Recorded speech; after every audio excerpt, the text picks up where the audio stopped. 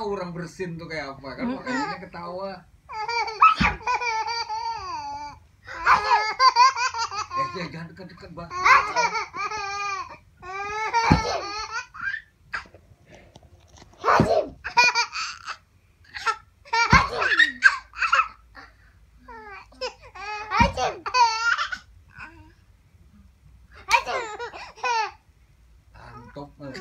Kantuk sudah. Baju sudah 0, sakit 0. Woi.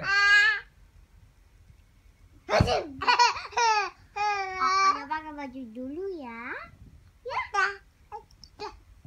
Apa? Udah. Kakaknya pakai baju dulu ya. Iya, katanya gitu. Tuh kan.